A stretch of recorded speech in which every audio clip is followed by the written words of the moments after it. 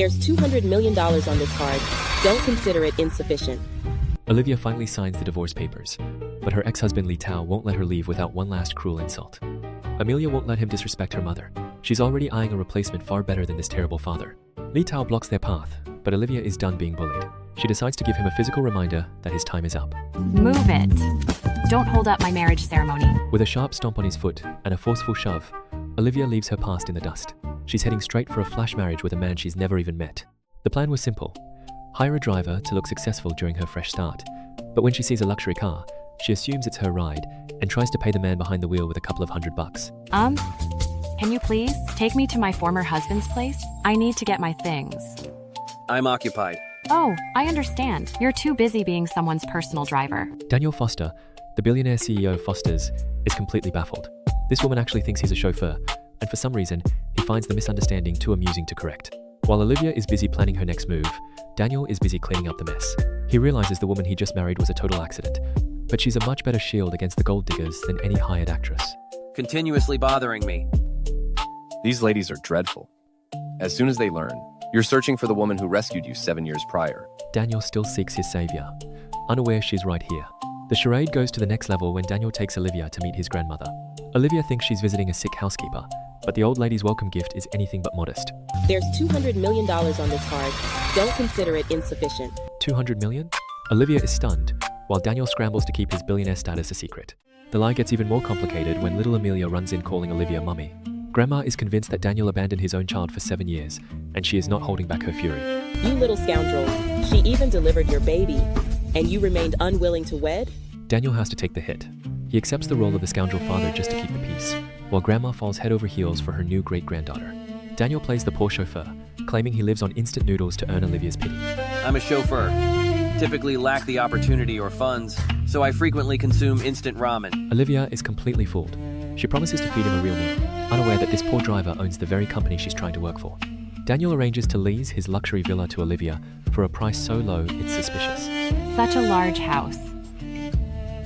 It's a palace. It's a dream castle for Amelia and a safe haven for Olivia. Now they just have to figure out how a chauffeur managed to find a landlord this generous. Daniel's assistant puts on an Oscar-worthy show, offering the house for just $300. I won't speak further on the matter. I'll sell this house to you for $300. Olivia thinks she's hit the jackpot. While she celebrates her new home, Daniel's assistant is already counting his $10,000 bonus for a job well done. Olivia feels bad that her driver husband has to commute for 5 hours every day. With Amelia's help, she decides to offer him a room in the new villa, bringing the billionaire right into her home. Daddy, please consent. Amelia doesn't desire to be apart from Daddy. Daniel can't say no. The CEO begins his life as a chauffeur. Things are finally looking up for Olivia. She receives a call that she's been accepted into the design department at Foster's, the most prestigious company in the city. I got into the design department of the Fosters. I don't have to manage a stall anymore. She thinks it's her lucky break, but she has no idea that her roommate is the one who owns the entire building she's about to walk into. Olivia's first day is chaotic, with reporters waiting for a glimpse of the powerful CEO. Thank you. I'd like to inquire, why are there so many journalists here today? Olivia watches from the crowd as the billionaire arrives. She's so close to the truth, yet she still hasn't realized the man in the suit is the same one eating ramen in her kitchen. But the dream job quickly turns into a nightmare. Her colleagues are jealous and cruel, accusing her of being a connection hire and burying her in impossible tasks and petty insults. You have another 10 minutes. If you remain unable to print it accurately, you shall be deemed accountable. Olivia is at her limit. Will Daniel finally reveal the truth to save her? Olivia, where are those documents? Don't tell me you're being lazy. Olivia is indeed at her breaking point, just as we feared. While she's trying to prove her worth in the prestigious design department of Foster's, her co-workers are treating her like a personal servant, dumping stacks of files on her desk while they sip coffee. It's the classic office hierarchy where the newcomer gets all the grunt work and none of the credit. They've got her running in circles with copies and modifications. But what these bullies don't know is that the man they're all trying to impress is watching every single insult from the top floor. I hadn't anticipated. We'd employed a group of incompetent fools. It's time for a purge. Daniel is fuming. He's ready to purge the department while keeping his chauffeur mask from slipping. He's on the warpath. Anyone who crosses Olivia is about to face the city's most feared man. A new predator enters. Manager Liao, a known creep, targets Olivia for a difficult assignment. The new employees in the design department, all of their projects, are managed by me. The product promotion department is understaffed. For the new product release, go there and help out. He's intentionally setting her up for failure in the heat, hoping to break her spirit so he can swoop in as her supposed savior. Daniel can't stand seeing her suffer, so he accidentally finds her at the promotion site. He's playing the role of the concerned husband perfectly, but the tension between them is starting to feel like more than just a fake marriage. Hold on. Are you warm? Remove it, I'll assist you with that. As he helps her out of that suffocating mascot costume, the billionaire CEO is getting closer to his wife than ever before, but the office creep is still lurking in the shadows. Liao tries to blackmail Olivia into becoming his lover, unaware he's digging his own professional grave. With your schooling, you're only suited for unskilled labor. But if you become my lover, I assure you'll receive an advancement and a pay increase shortly. He thinks he's preying on a desperate girl with no backup, but Daniel is standing right behind him, and the look in his eyes says someone is about to lose a lot more than just their job. The hammer finally drops. Daniel and his assistant shut down the harassment with zero mercy, but the disgraced manager tries to play the victim card by blaming Olivia for his own lack of control. It's her. It's all this woman's fault. Just a moment ago, in the office, she tempted me, and now she's deserting her position. That's the last lie he'll ever tell in this building. Daniel has him dragged out like the trash he is, but now he has to explain to Olivia why a chauffeur is calling the shots for the entire floor. Olivia isn't stupid. She's starting to wonder how a driver can get a manager fired on the spot. Daniel has to think fast, and luckily, his assistant is a professional at spinning lies into gold. There's a new company regulation. Eradicating workplace harassment. Begins with everyone. If you witness harassment, you can disclose it. Olivia actually buys this good citizen act. She thinks her husband is just a very brave driver with a strong sense of justice, completely unaware she's married to the man who actually owns the building. The office drama might be over, but a new challenge is calling. Daniel's grandmother is demanding to see her granddaughter-in-law, and she's not taking any more of Daniel's billionaire excuses. Really? You are continuing to conceal this from your spouse? Don't assume you're superior simply because you possess some wealth. Grandma is the only one who can put Daniel in his place. She agrees to play along with the poor driver act, but she's going to do it with her own signature flair. Olivia heads to the hotel to drop off some bills, but she runs right into a ghost from her miserable past. Her ex-mother-in-law is there, screaming about how Olivia ruined her son's life and demanding a payout. You wretch. If you hadn't filed for divorce, would my son have to remarry? It's also your fault that the last time we couldn't secure a banquet hall and my wealthy daughter-in-law left. I don't care. You must reimburse me for everything. The woman's entitlement is staggering. She blames Olivia for her son's failing business and treats her like a personal ATM, not realizing that Olivia's new family is already watching. The ex-mother-in-law attacks, but Grandma is there to protect her grandson's wife. Olivia, move. Let me show this insane woman a lesson. Grandma delivers a reality check with a sign of justice. She's not just defending Olivia, she's cleaning up the trash that Daniel's wife left behind years ago. The hotel manager arrives. The old woman has no idea she's facing the chairwoman of the Foster Empire. Manager, instruct someone to retrieve her and pull her out. Escort her around the hotel and allow everyone to witness this nag's face. Starting now, never permit her entry. Grandma blacklists her instantly. But how long can the act last? Carry her. Escort her around the hotel 10 times. Grandma Foster is playing the part of a lowly cleaner, but she hasn't forgotten how to handle trash. Even though the cracks in Daniel's poor driver story are getting wider, Olivia is too distracted by her ex-mother-in-law's entitlement to notice the billionaire reality hiding in plain sight. Grandma decides to give the old hag a workout she'll never forget. The hotel manager follows orders like his life depends on it, while the ex-mother-in-law screams for a mercy that isn't coming. It's a masterclass in karma, served hot by a woman who owns the building. Daniel stays in character at the garage. Olivia feels pity for him, unaware he's the one signing everyone's paychecks. Making money with your own efforts. Legitimate employment, that's wonderful. If Grandma was a secret wealthy individual, I might genuinely feel stressed. Daniel is about to come clean, but Olivia cuts him off. She thinks he's embarrassed about being a custodian. Her kindness is sweet, but her misunderstanding is giving Daniel a free pass to keep his secret for just a little while longer. Amelia has a high fever. Olivia panics while Daniel tries to help without blowing his billionaire cover. Amelia's mother, please proceed to the academy promptly. Amelia has a severe fever. The teacher mentions that Nathan, the supposed father, claimed he was too busy to care. It's a knife to the heart for Olivia, but Daniel's protective instincts are already kicking into overdrive. While Amelia is suffering, Nathan is busy celebrating his mistress's pregnancy. He has the nerve to act like the victim when Olivia shows up, begging for help for their sick daughter. The level of cruelty in this room is staggering, and Nathan's new woman is more than happy to twist the knife. Now that you are divorced, remember your position. Don't contact my husband. Every time the child is ill or has a fever, he's occupied caring for me and the unborn child. He doesn't have time for you, so just go away. Olivia is desperate, but Nathan has completely erased his daughter from his life. He stands there with a smirk, choosing a new life over a dying child's needs. Nathan finally crosses the line by calling his own daughter a mistake. Olivia's maternal instinct snaps, and she delivers a slap that echoes through the room. But Nathan is a coward who only knows how to bully women, and he's ready to strike back until a real man enters the chat. How dare you speak about your daughter like that? What kind of person are you? Daniel arrives like a storm, defending Olivia not just as a driver, but as a real father. Amelia gets VIP care. Olivia's confused, but Daniel blames his kind boss to keep his secret. Well, I'm using my bosses. Employees go to their boss when they have problems, right? He blames it on his kind bosses again. Olivia buys it, thinking Daniel just has a very generous employer. If only she knew the bosses was currently holding her hand. The hospital piece is short-lived when Nathan shows up to cause more drama. He's bitter, angry, and ready to reveal a secret that changes everything. He admits that their marriage night was a transaction, and he sold Olivia to the highest bidder. So anxious to find out? All right, I'll inform you.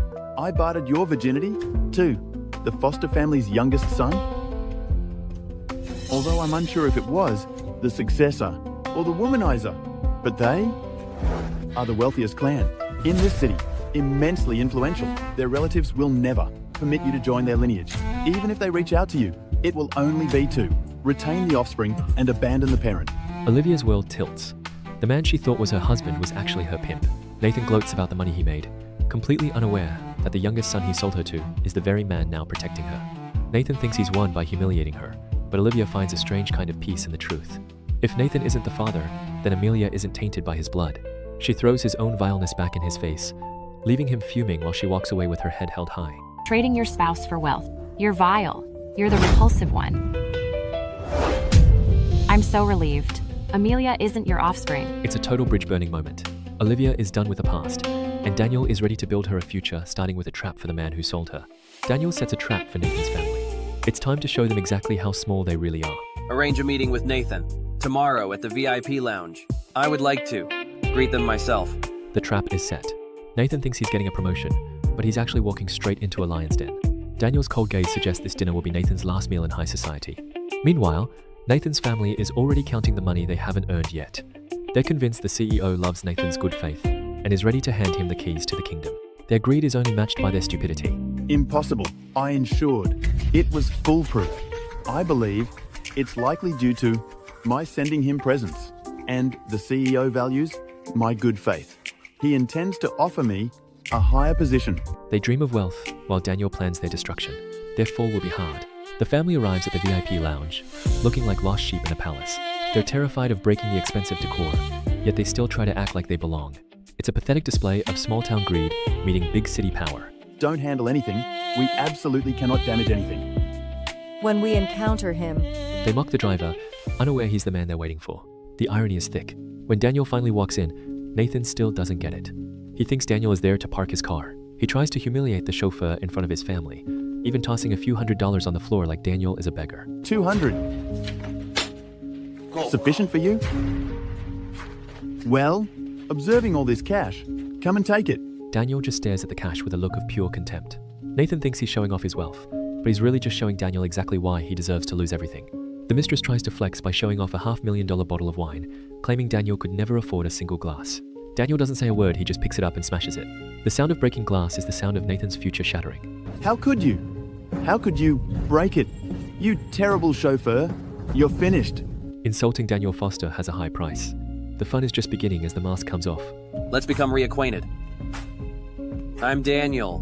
Nathan's screaming stops the moment the assistant bows to the chauffeur. The wine Nathan bragged about is nothing compared to the shock of the truth. This isn't just a driver, it's Daniel Foster, the CEO of the Foster Empire, and he's also the man Olivia calls her husband. Please show mercy. And pardon us this once, all right? The arrogance in Nathan's eyes is replaced by a primal fear. He realizes he just threw money at a man who could buy his entire life. He drops to his knees, begging for a mercy he never showed Olivia. But Daniel isn't in a forgiving mood. Daniel mocks the man who treated him like a servant, turning the tables with a cold, terrifying smile. Daniel doesn't want an apology. He wants a spectacle.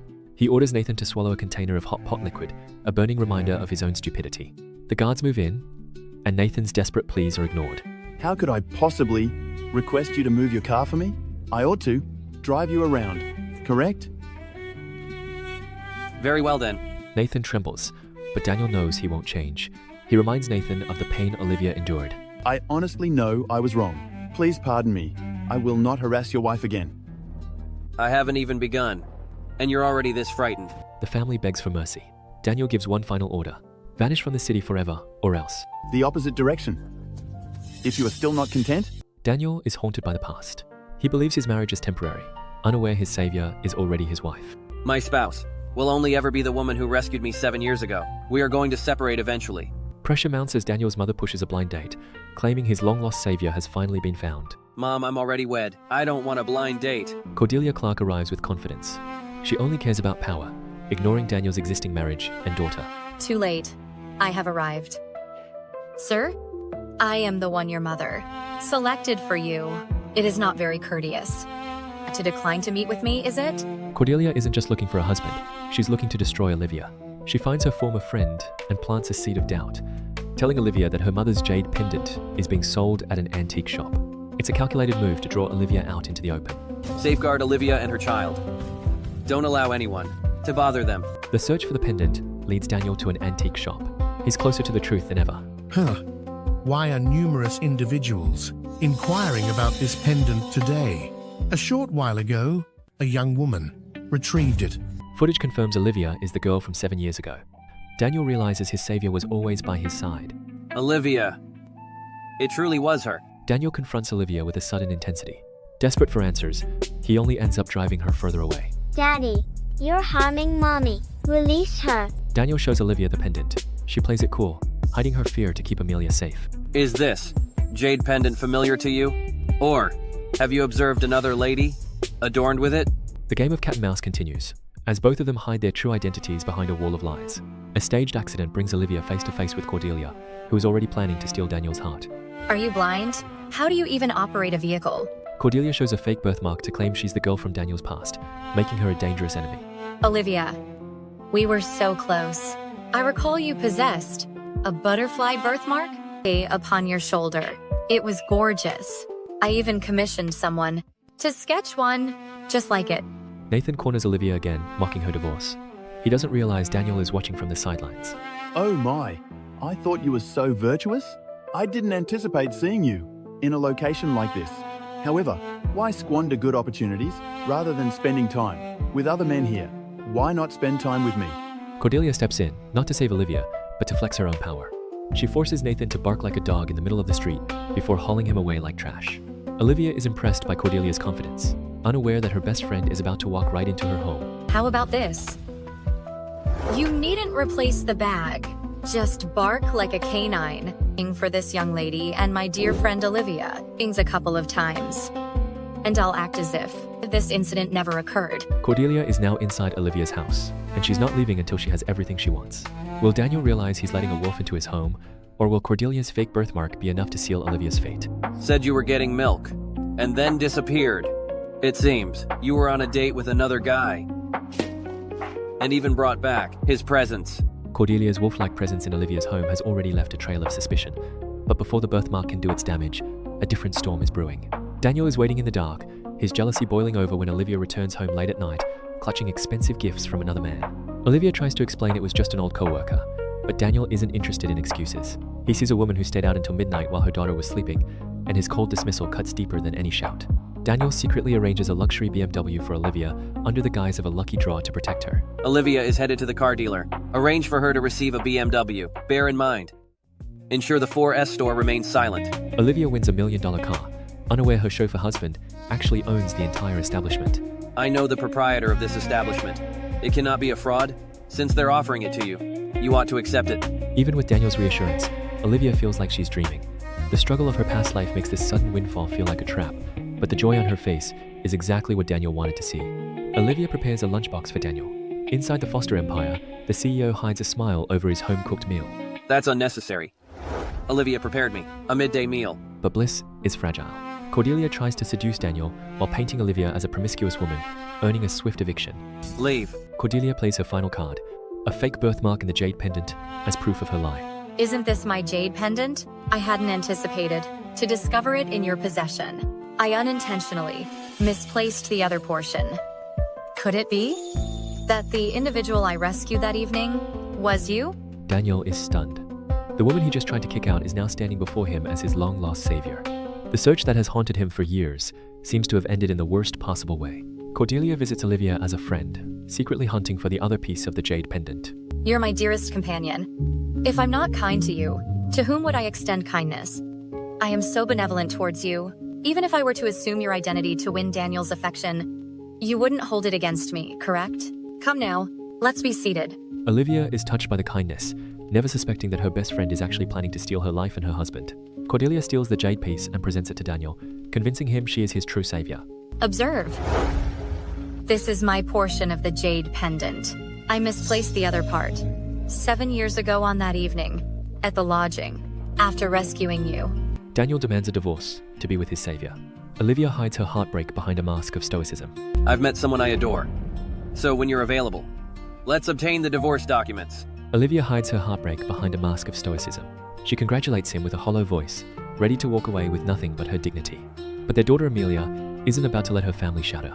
The little girl's desperate tears and her refusal to let Daniel leave force him to confront the bond he's built with this child, a bond that feels more real than any ancient debt of gratitude. Amelia, sweetheart, don't weep. I'm not departing. Daniel and Olivia agree to separate, even as he finds himself unable to truly let her go. She's a child after all. I'm afraid it will be hard for her to accept. The papers are ready and the savior has been found. But as the sun rises, will Daniel realize he's throwing away the truth for a carefully crafted lie? The divorce is just the beginning of a much more dangerous game.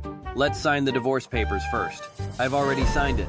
I'll return for the divorce certificate in a month.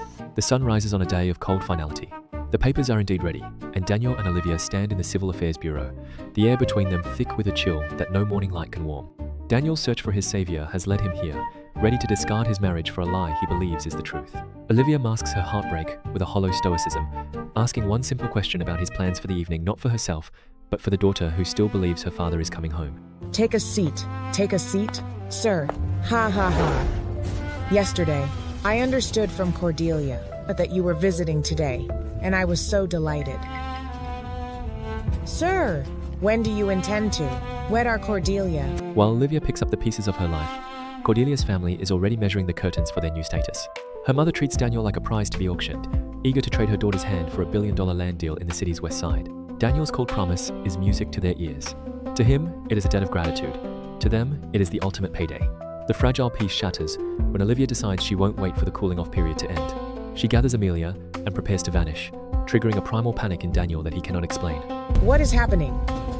Have you not addressed Daniel's wife and child yet? You are incompetent. He watches them walk away, realizing his heart is leaving with the woman he's divorcing. Daniel catches them before they can cross the threshold. He claims he's worried about the legalities of the divorce, but his eyes tell a different story, one of a man terrified of losing the only family he has ever truly known. What are you implying? Why are you so worried about us departing? Are you? Amelia's innocent joy is a knife to his conscience, yet he remains tethered to the lie that Cordelia is the one he truly owes his life to. Daniel uses the law to demand they stay until the divorce is final, masking his possessiveness. Until we're legally divorced, you remain here. You aren't going anywhere. Olivia's response is just as sharp. She is ready to sever every tie, unaware that the man she is fleeing is far more powerful than the driver she thought she married. Cordelia arrives at Olivia's doorstep with a smile that doesn't reach her eyes. She is there to mark her territory, but the sight of Olivia living in the know, Nine Mansion fuels a jealousy that she can barely contain. Cordelia, enter and sit down. Olivia welcomes her, blind to the fact that her friend is the architect of her misery. Cordelia spins a tale about the pendant, bearing the truth that she's already used it to buy Daniel. Olivia, I apologize profusely. In the evening I returned dwelling. I encountered a slight vehicular mishap and unintentionally misplaced your jade trinket. Olivia's kindness is her greatest weakness. She forgives Cordelia instantly, never suspecting that the replacement jade she's been promised is just another layer of the trap. Olivia discovers her poor husband is the powerful head of the Foster Empire, set to marry Cordelia. You're Cordelia's betrothed? Daniel's flat denial is a physical blow. In this world of high stakes and Holman secrets, Olivia is nothing more than a ghost from a life he is trying to erase. Cordelia twists the knife, flaunting a $300 million pink diamond ring as a trophy of her conquest. She wants Olivia to see exactly what she's lost, and Daniel says nothing to stop her. I have to go to the bathroom. Olivia flees the room, her dignity the only thing she has left in a room full of lies and expensive diamonds. Olivia confronts Daniel as a stranger. She demands a clean break, refusing to be his pawn. No worries, Mr. Foster. Cordelia is also my friend. I will not allow her to be harmed. Furthermore, you and I Mr. Foster, we do not share any kind of association. I have executed the divorce documents. She throws his true identity back in his face, her words dripping with contempt that leaves the powerful CEO speechless. Cordelia resorts to self-harm, staging a scene of victimhood to keep Daniel away from his wife. Help? Help? Assist me? It is a calculated gamble, and as Daniel rushes to her side, it is one that pays off in blood and manipulation. In the hospital, Daniel offers the comfort Cordelia craves, but his words reveal a cold truth. He claims Olivia was merely a placeholder, a substitute for the woman he believes saved his life 7 years ago. I only wed her to placate my grandmother. She's merely a substitute for you. Cordelia drinks in his loyalty, her plan nearly complete. She has turned his gratitude into a weapon against the only woman who truly loves him. The confrontation turns toxic when Daniel blames Olivia for Cordelia's injury. He accuses her of breaking her promise and creating conflict, his anger a shield against the truth he is too blind to see. I didn't. I haven't spoken a word concerning what's happening between us.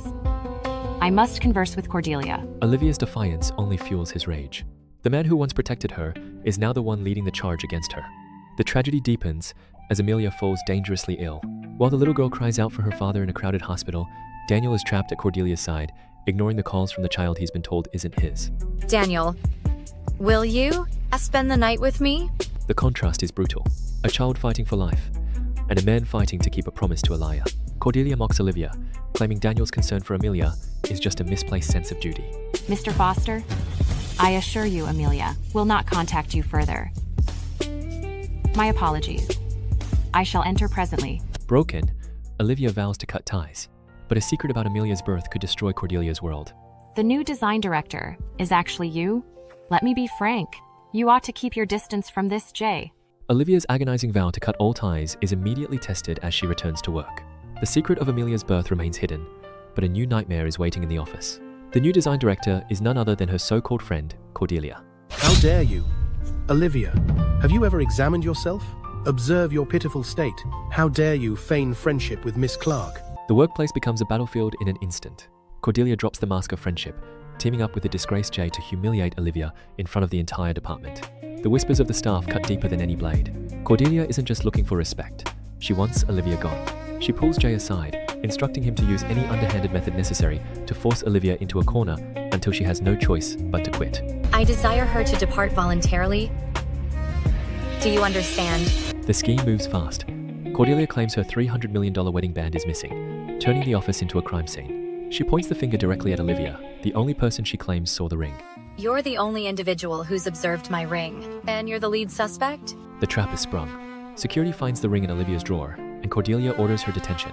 Cordelia, you concealed the ring inside my drawer? You're attempting to incriminate me?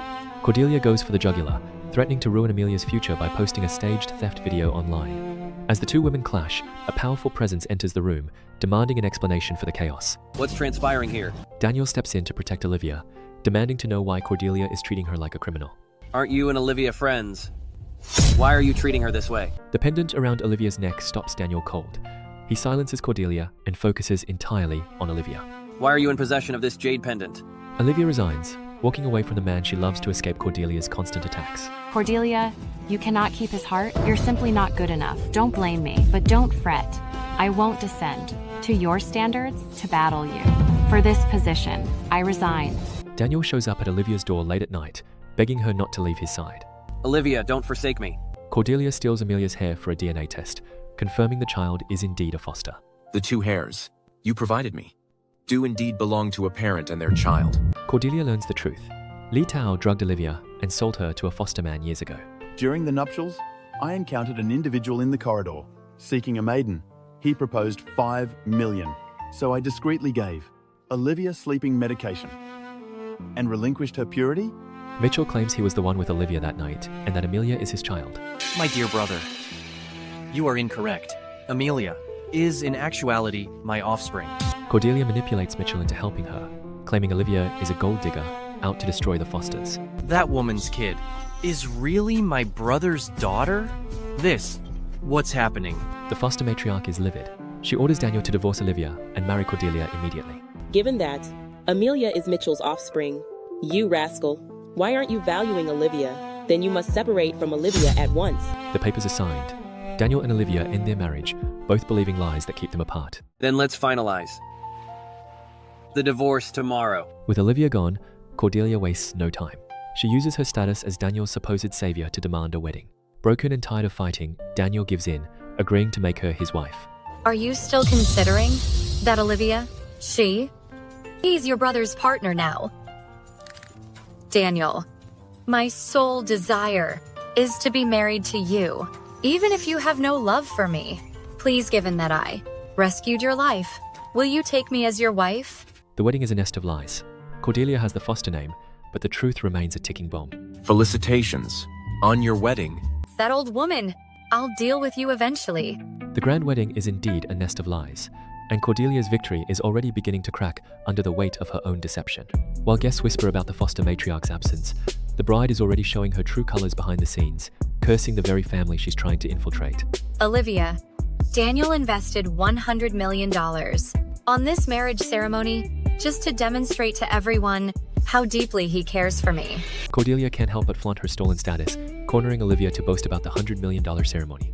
She believes that once the marriage certificate is signed, her place in the foster family will be untouchable, but her arrogance is just a mask for her growing desperation. Cordelia tries to shove Olivia into the pool, but falls into her own trap, screaming for Daniel. Help! Help! Daniel.